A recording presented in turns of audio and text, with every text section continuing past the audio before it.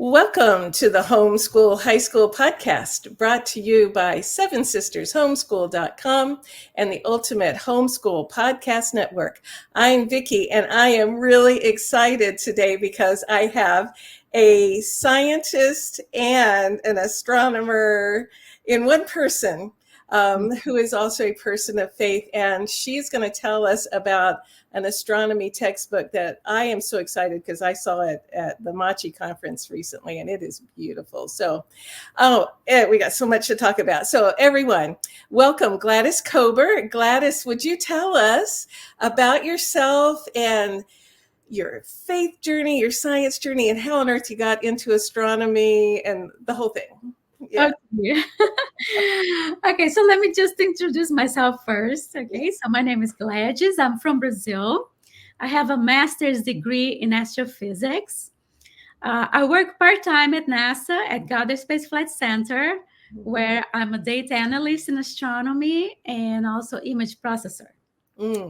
So as an image processor, I process Hubble images for press release, which is a lot of fun. Sounds like a wonderful job. Yeah. And I also work as adjunct faculty at Montgomery College, where I teach Astronomy 101. So you're inspiring a new generation of young people. Oh, yeah. I love teaching. Yeah. Yes. So my love for astronomy started when I was a child. I would ask questions to mom, My mom didn't know much about astronomy, so she just bought me books, books and more books, and I would read the books, ask more questions. She'll get me more books. Yeah, so I have always been very passionate about astronomy because, it's mind-boggling when you see the vastness of space, you know what I mean? Yes. Just like all other professions, you were looking here in this planet. Yes. Astronomy is the only one where, okay, this is just a speck of dust, right? Earth is a speck of dust. What do you think as a kid got you interested? Did you go out and look at the stars or the moon at night, or just the idea of the planets? Or what do you think kind of hooked you in on astronomy? It was so interesting because even when I was very little, I remember when I was still in kindergarten. And there was one kid that drew the solar system. I was fascinated by that drawing, and I said, nobody told me about this. What is that? I remember that since I was little, I was already curious about the universe. Yeah. A pivotal moment in kindergarten. You just never know, you know? You never know. So you from the beginning then, just as early as you can remember, really, there's been a longing to know more about the universe. And then it just stayed with you, even though you went to high school and you go off to college, and it just stayed with you. Yes. So it also meant you had to be good at science and math. Yes, you need to like physics, right? A little bit of math, right? You can't do it without a little bit of math. Yeah.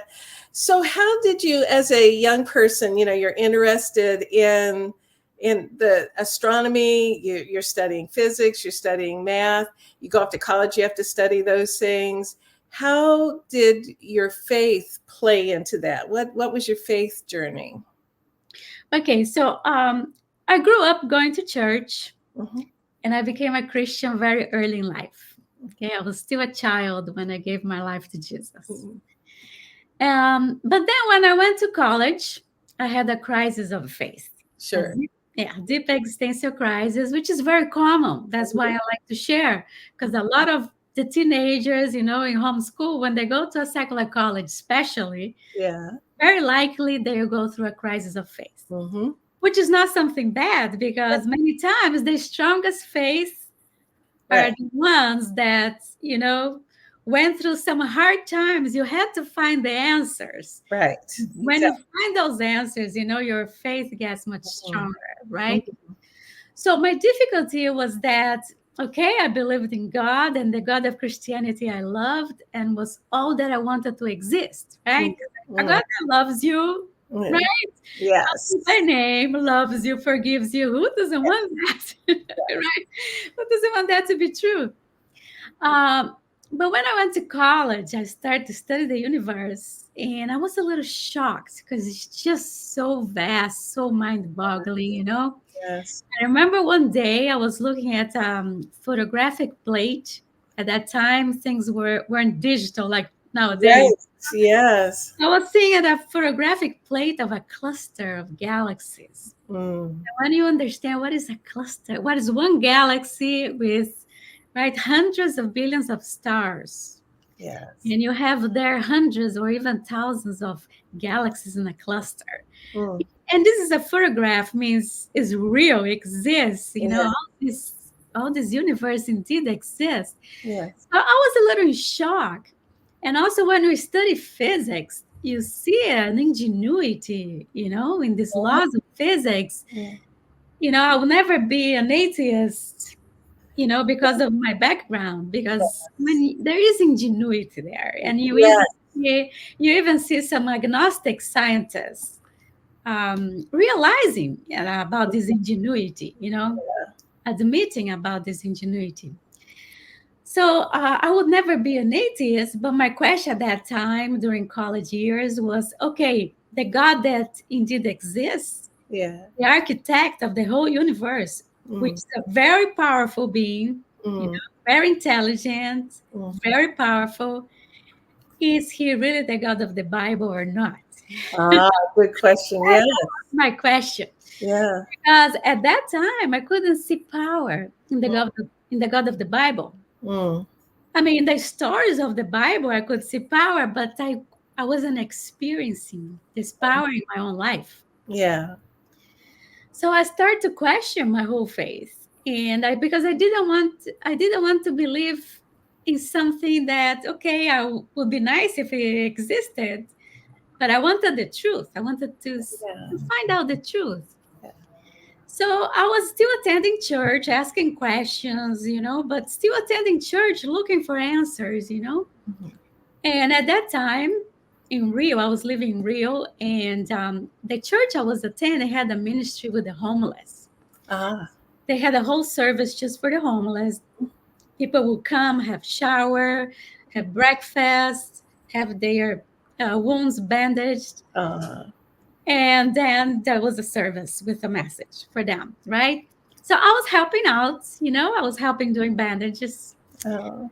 And I remember there was one guy there that he always needed some bandaging because he was stabbed, you know, Ooh. right? Rio is a very violent city, Yeah. you know, and the homeless population in Rio is very violent. You know, Mm. they don't die of hunger because they know where the restaurants that give leftover. Yeah. They die of their own violence, killing each other because Oh. they get drunk, Mm. Mm. use drugs. Yeah. And he would come to the service. He was always like high, you know what I mean? He was using drugs, so I didn't even know if it was normal. Yeah. I remember looking at him, and a thought passed through my mind, and the thought was, "This one, even for God's going to be hard." Oh. And he was the one.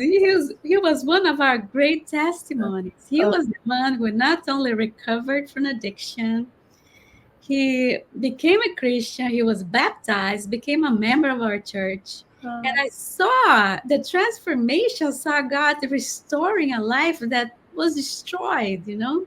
Oh, wonderful. We had examples like that, you know. So before my eyes, I saw God making miracles of restoration of lives, you know.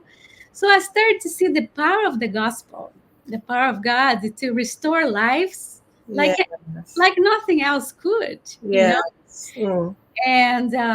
And I also started to see that Christianity had answers that were beyond the intellectual answers that we all have about life, Yeah. deeper questions. You know what I mean? Mm.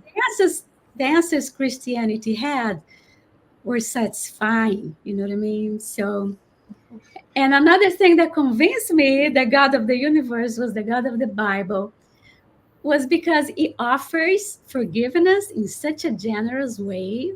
And I Mm, thought, if this is a story invented by man, it's not that generous because mm. we are not so generous. No, yeah, good But point. there's Yes, something here that is divine, that's not yes, human. You know what I mean? Can't be a story invented by man. So yeah. that's what convinced me. And then my faith became much stronger, after this time of crisis. Mm. That's a good story. Yeah, yeah. So you went through college and the crisis of faith, the questions, and you saw God working in the world around you and in your own soul. Yeah. And so then, all right, how did you get to NASA? Like, all right, what made that happen? Well, I was living in Chile. I lived in Chile for 3 years. Uh-huh. NASA was totally an answer of prayer. Mm. This opportunity to work at NASA because I'm from Brazil, you know Yeah, what I mean? yeah. An opportunity to come to the US, work as a data analyst at NASA was completely given by God. You know what I mean? It was an answer of prayer. Mm. It was also another amazing story that I have. But Uh-huh. I think it's a little long, so I'm just summarizing. Yeah. God opened the door. Yeah. Well, kind of like God decided this was going to happen, just like he brought in kindergarten a little kid across your path who drew pictures of the solar Yes. system. Is he directs our paths as we keep rolling our works on him. It Yeah. does. Yeah. So here you are in the States and working for NASA and teaching at a college. All right, that's really really cool. But how on earth did this textbook come along? Okay, this textbook was like a calling. Let me show you the textbook. This textbook, okay? Yes. So for those of you guys who are listening to the podcast, it's the name of the textbook is The Crossroads of Science and Faith, an introduction to the science and faith dialogue. And it is an astronomy textbook as well as a worldview textbook. And it is a stunning, like a beautiful, beautiful textbook. Like, the production quality is magnificent. Yeah, let me just clarify one thing because in our website we sell two products. Okay, Ah, okay, right. one is a high school textbook. Uh-huh. The high school textbook has two parts. The first part is an introduction to the science faith dialogue, Mm-hmm. which is apologetics, is a whole training for them Mm-hmm. to be able to arrive at a secular college, Mm-hmm. have intelligent conversations about science and faith. We teach them to debate with sound arguments and engage in the secular environment with confidence without feeling intimidated.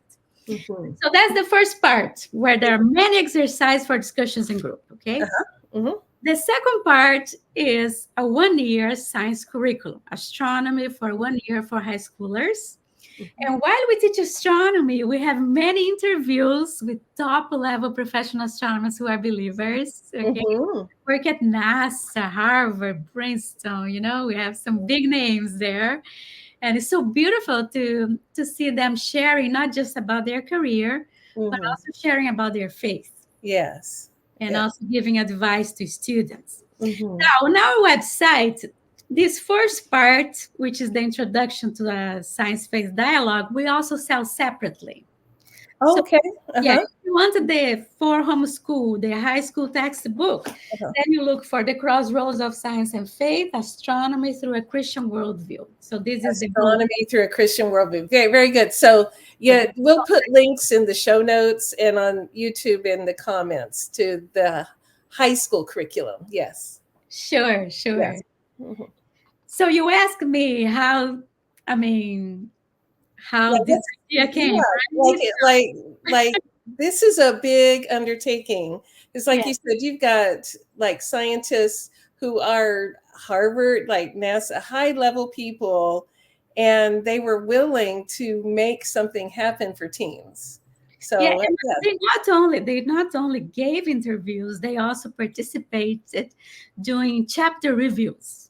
Wow. So we had about 30 professional astronomers, Mm.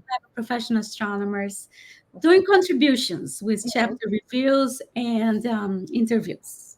So this was a teamwork. Yes. Yeah. How did it get started? Like did somebody sitting around in their living room saying, "Why do we do this?" Or do you know how it got initiated? Yeah, that was more like a calling that God gave to my life. Uh, One day I was praying, and uh-huh. because I used to give some lectures in Brazil in churches Yeah. talking about evidence of design. Mhm. Mhm. By the way, evidence of design, we have a whole chapter about fine tuning, which is a very strong evidence of design in the Uh, universe. Okay, so the oh, next chapter about textbook is all about fine tuning. neat. Yeah, so I used to give some lectures about that, evidence of design, the universe, right? In Brazil. And one day it passed through my mind, maybe write a book. Why don't I could write a book about that? Oh, But then uh-huh. I thought, God, I pray like this, God, I'll never try to write a book because write a book is something that takes so much of your time. You need to invest so much time on that. So I would only do that Mm. if I was sure you're calling me to do that. I'll never write a book. If you ever want me to write a book, you have to be clear and specific. Otherwise, I will not even try. Yes. I said this in a prayer, right? I Mhm. was in Brazil. And while I was there in Brazil saying that prayer, I had a friend of mine here that lives in the US trying to call me, but she couldn't talk to me because I was in Brazil. Uh, So when I came back, we met and we talked. And she told me she was trying to call me because she felt that while she was praying, she felt strongly she had to tell me that I needed to write a book, and it was a book for homeschool. oh my goodness. And I was like, "What?" She knew nothing about my prayer to God. You Yes. know what I mean? So I was like, wow, that sounds like God. Yes. However, I'm very careful, and she never in any other occasion Mhm. called me saying that she felt strongly she needed to say me something from Yeah. God. Yeah. It was only in that occasion. But I like to test things, right? Bible always tell us test everything. So I said, Mhm. God, if it's for you, you confirm with me. And then I started to think, and the more I thought, everything made sense because I had given seminaries for workshops for moms who homeschool in churches Mhm. Mhm. previously, years before, Yeah. talking about science and faith. How do you address science and faith for homeschoolers, right? And the Mhm. moms will come to me and say, "Oh, I like that. I want to teach what you're saying. Where's the textbook?" Yes. Yes. And, Uh-huh. and we never had one that Yes. I could really recommend. So Yes. Mhm. so I just didn't know. I would say, I don't know where's the Mhm. textbook. So I remember that. I said, okay, it Uh-huh. makes sense that really God's calling me, put all this that you're teaching in the form of a textbook, right? Yes. So that's how it started. Mhm. And professional astronomers who are believers, they are connected through a emailing list. Ah, a neat. There's an emailing list. Wonderful. So when a professional astronomer go to a professional conference, Uh-huh. many times they contact the other professional astronomers who are believers and say, anybody else is going to this conference, we could Uh-huh. meet for lunch. So we Uh-huh. know each other. Some of us know Yes. each other in person, or Uh, by email. So yeah. because we have this connection, this emailing list wasn't that hard to email them, Nice. to ask them for interviews, and wasn't very hard for them to trust us because Oh, also they're top level of professional astronomers. They're not going to give an interview if they are not sure science will be addressed in a rigorous way. You know what I mean? It's a serious textbook. So oh. because they have also, their reputation as scientists, you know what I mean? Yeah, and their name will be in print. They've Exactly, got exactly. So to get there's a that. need of trusting that you're going to do a good job. So because Yes. there is this connection, Yes. yeah, that was also distrust. Mm-hmm. So I'm very grateful I was very grateful to be a part of this team because it was a privilege to work with so many professional astronomers Yeah. who are, some of them, very famous, but so humble, so nice people. Oh, that's what a blessing. Yeah. Yeah. For example, let me tell you, one of them is super famous, astronomer Heino Falke. He's very famous. He's the co-founder of the Event Horizon Telescope, which is an Mhm, international collaboration. mhm, mhm. This collaboration released in 2019 the first image ever of a black hole. Oh, yes. 2019 was in all the newspapers, the first image ever of a Yes. black hole. Yes, Yes. he's the co-founder of this organization. Oh my goodness. Interview is a beautiful interview. Oh. And when he was asked, Uh-huh. so do you have a role model? Who is your hero? He simply answered, Jesus, I don't need any other. Oh my goodness. Oh. Look at the, a top level scientist, Yeah. famous the way he is, and so outspoken about his faith. It was just Yeah. beautiful. It's so inspiring. So Yes. these interviews are very inspiring, Mm. if you read them. So the textbook is not only astronomy information, but actual interviews with these very well respected astronomers. Yeah. And that's such a wonderful combination of learning and connecting with real people. Yeah. Yes. So explain, if someone was looking for an astronomy curriculum, what will they find in the high school textbook? So it's a 1 year curriculum. Okay. Mhm. Like I mentioned, there are two parts. The first Yes. part is a whole training in apologetics. Okay. Mhm. We're training them for the secular environment. Okay. Yes. So they will be able to stand strong. They Mhm. will be able to ask good questions. Mhm. Mhm. They will be able to discern philosophical agendas, which is Yeah. also very important. Mhm. Mhm. So we're giving them the tools that they need to make sound arguments, right? And have discernment of what's going on. Mhm. And also the last chapter, as I mentioned, strong evidence of design of all the sciences is in astronomy, where you have the strongest evidence of design, fine-tuning in the laws of physics, the Mm. concepts of physics. Mm.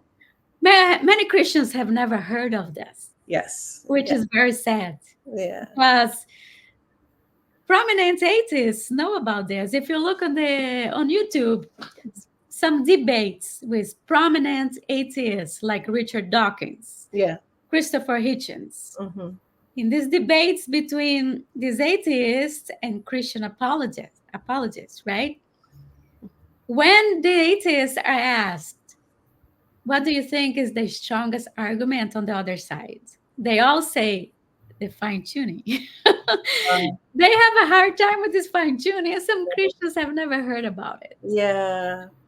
But one of the reasons that Christians have never heard about it is because most literature about it is above their head.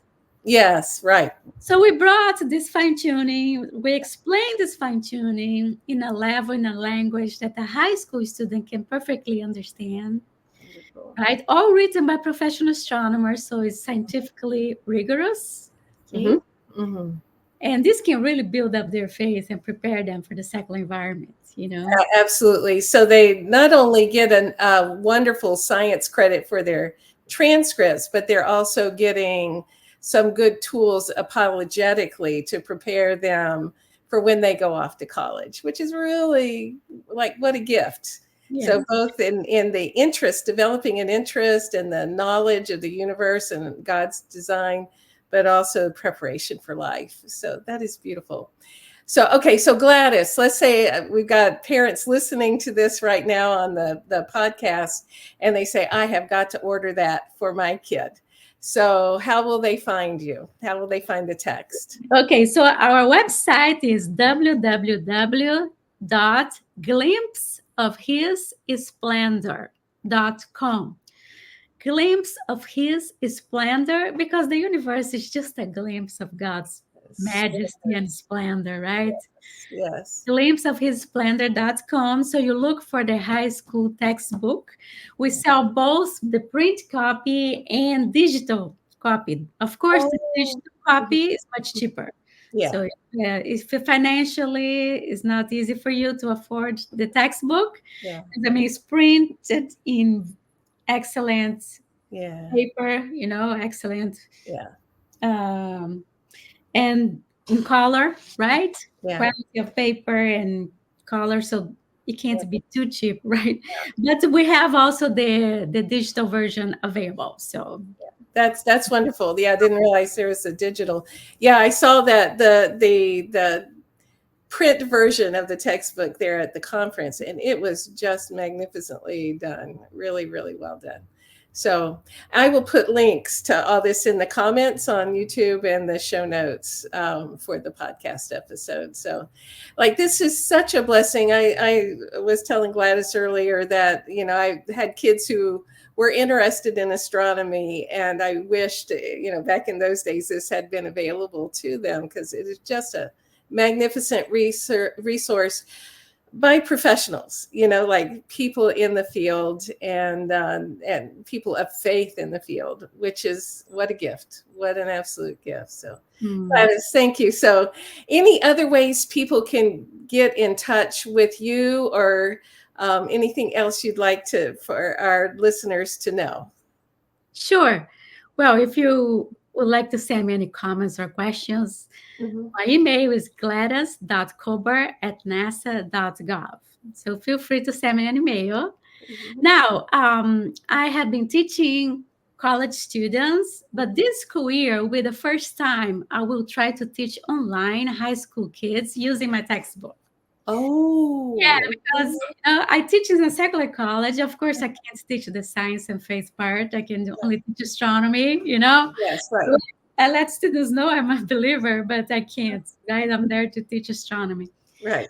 So I would love to teach us about science and faith to high Yes. school students. So if anybody would be interested in signing up for the class, registering for the class, I'm offering a class through the Kepler platform. Is Kepler.education.